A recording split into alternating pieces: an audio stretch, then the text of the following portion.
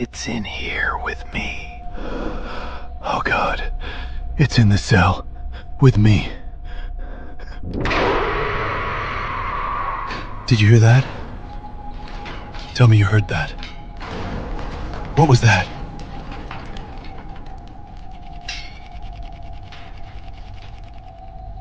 No. You're not supposed to be here. You're not supposed to touch anything. Leave me alone!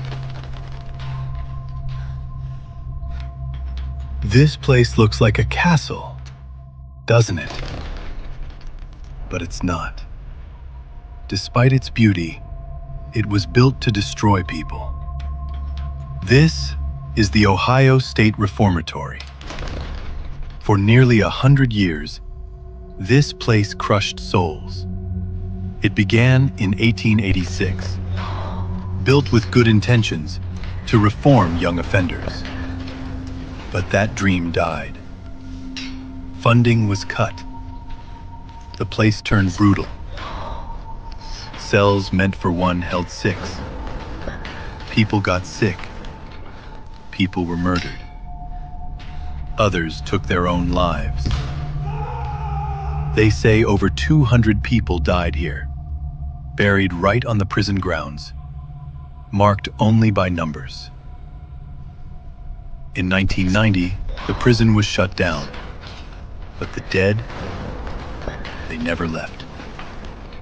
Tonight, I won't be taking a tour. Tonight, I'm going in, alone, to the worst part of the entire prison. Solitary confinement. The hole. They say it drives men insane. They say the darkness whispers, and I'm going to face it, alone. If anything is still here, I want to meet it. But I won't lie. I'm scared. This place feels different. It feels heavy. Let's go inside. The moment you step inside, the air changes. It gets thick. It gets cold. And it feels heavy. Like it's holding the weight of 100 years of pain. You can't prepare for how massive this place really is. This is the East Cell Block, the largest freestanding steel cell block in the entire world. 6 tiers high. A human beehive where the honey was suffering. Originally, this place was meant for rehabilitation. They taught inmates skills, engineering, plumbing, and for a while, it worked. People actually changed here. But in the 1930s, everything changed. There was a fire at another prison. They sent the overflow of dangerous criminals here. Killers, violent offenders. Suddenly, this place became a war zone. Cells meant for one held 3, sometimes 6. Riots broke out. Guards were murdered. Inmates took their own lives. You might recognize this place. It was the setting for the Shawshank Redemption. But the real stories, they're far darker than anything Hollywood could imagine. Even when the prison was active, inmates reported being grabbed by unseen hands. They heard whispers that wouldn't let them sleep. This place has been haunted for a very long time. Every step echoes. Every shadow tricks your eyes. You feel like you're being watched. But not by cameras, by the souls who lived and died here. Their pain, it's soaked into the walls, into the steel. It follows you everywhere. Before heading into the darker areas, let me show you what I've got for tonight. This isn't just about what I feel. I want to capture real evidence. First, full spectrum and infrared cameras. Fixed positions to catch anything I might miss. A handheld night vision camera, so you'll see exactly what I see. For audio, digital voice recorders to capture EVPs, electronic voice phenomena, voices you can't hear with your own ears, but they show up later on the recording. This is a K2 EMF meter. It detects changes in the electromagnetic field.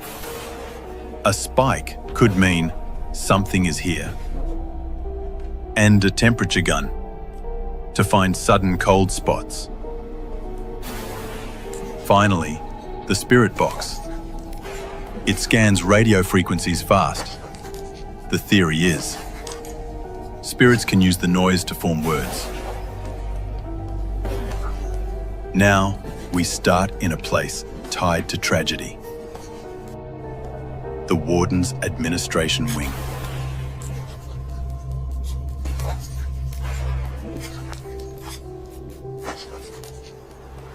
This is where Warden Arthur Glatka lived, with his wife, Helen.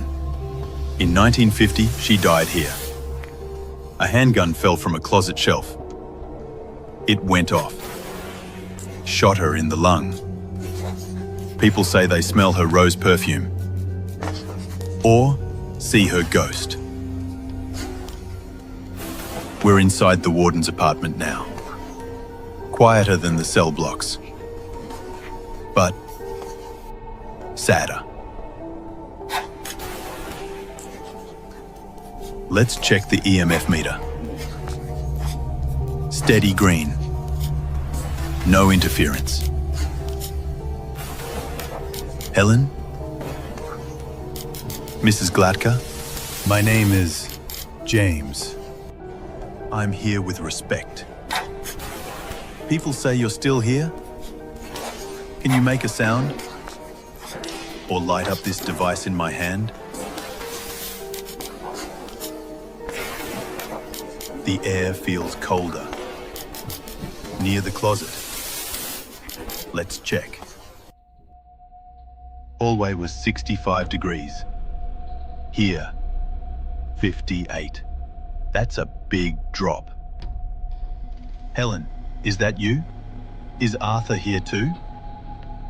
Whoa, there it is. Yellow. Orange. Thank you. Can you touch it again? Make it go to red? That's direct, intelligent. This sets an ominous tone for the night. Let's keep moving. We're now in the infirmary. If the cell block walls held despair, these walls hold pain. This was where inmates came when they were sick, injured, or dying. Tuberculosis, infections, wounds from fights. For many, this was the last stop. The air here feels heavy. It's almost like you can still hear coughing, groaning. Perfect spot for an EVP session. I'm placing the recorder right here on this rusted gurney.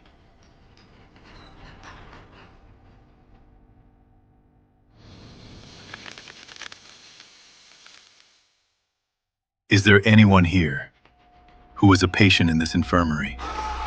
Or a doctor? A nurse? My name is James. I just want to hear your story.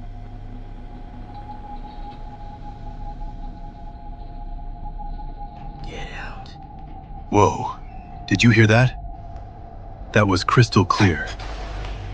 It said, "Get out." Who told me to get out? A patient? A guard? In pain. Soft. Female. It said, in pain. Are you in pain right now? Can I help you? Were you a nurse here? I'm seeing shadows at the end of the hall. It looks like someone's peeking out of a doorway and pulling back. Hello? You don't have to hide. I'm not here to hurt you. Okay. That was not my eyes playing tricks. That was loud. Physical. It came from right where I saw that shadow. My heart is pounding. The energy here is waking up. And I think it knows we're here. The time has come. The part of the night I've been both looking forward to and dreading. It's time to go to solitary confinement. The hole. This wasn't just about isolating an inmate. This was about breaking them. These cells are in the basement. No light. No windows. Nothing. My little maid. Days in total darkness. 95-degree heat. The mind snapping. Legend says 2 inmates were once forced into one solitary cell. Only one came out alive. The other was found dead, stuffed under the bed. During one riot, this tiny section, built for 20, had 120 inmates crammed inside. The terror, the trauma, off the charts. The air grows colder, damp. Each breath loud in the silence. All the bursing.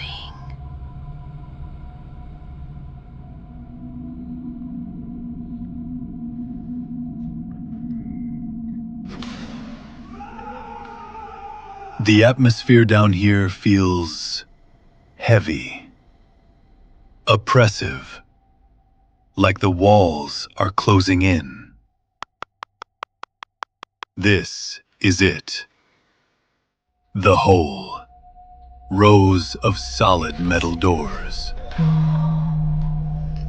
This one is mine, where I'll spend the night. The cell is small, concrete, steel, just enough room to lie down. The crew will lock me in from the outside. No light, no contact with the outside world. Just me and whatever is in here. The door is locked. We are in. The darkness is absolute. I can't see my hand. Without this camera, the silence, it rings in your ears. The goal now is to sit, to get used to it, and let whatever's here get used to me. I'm placing a few trigger objects on the floor. A coin, a small cat ball with a bell inside. If something wants to interact, it can move one of these. My name is James. I've locked myself in here tonight because I want to understand this place. I mean no harm. I know this was a place of suffering. If you're in this cell with me, you can share your story. 20 minutes in. Nothing I can point to, but the feeling, it's stronger. Like I'm being watched. Tapping on wall. Okay, that was a sound.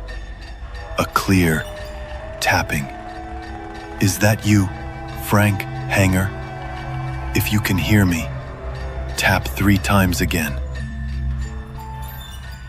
Oh my God, it did it again. The EMF is going off right as the taps happen.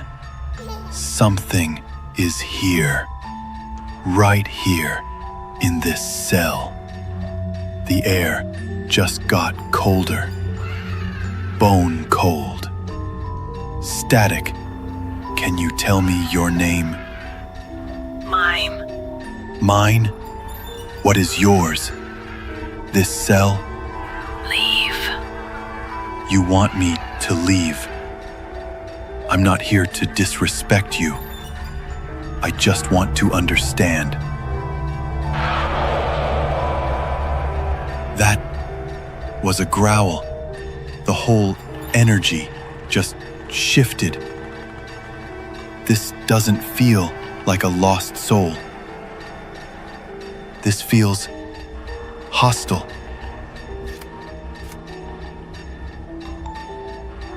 The door opens. Daylight hits my face. I have never felt relief like this in my entire life. That night in solitary confinement was the most terrifying experience I've ever had. The activity wasn't random. It was relentless, intelligent, hostile. Walking back through the prison in daylight feels strange. The building, still intimidating, still sad. But the suffocating pressure, gone. It's like the place wears a mask during the day. But I know what's here when the sun goes down. So, is the Ohio State Reformatory haunted? After what I went through, 100% yes. It's not just ghosts. The place itself feels alive, with a dark, residual energy born from a century of human suffering. What did we capture?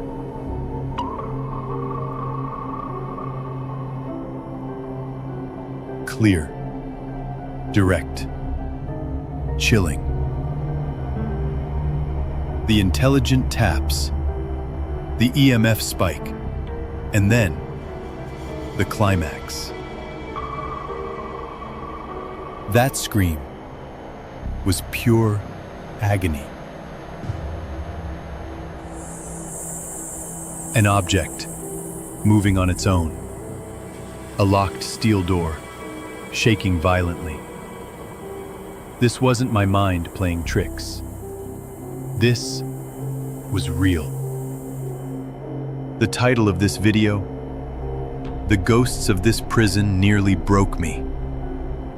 I meant it. It wasn't jump scares. It was psychological warfare. oppressive dread, and targeted aggression. I challenged the spirits, and I found something more powerful and angrier than I ever imagined. Some places hold on to their pain. Maybe they should be left alone. That was the most intense night of my life. I have evidence to review and a lot to process. If you want to join me on more investigations like this, subscribe, turn on notifications, and stay safe. Because next time, it might be darker.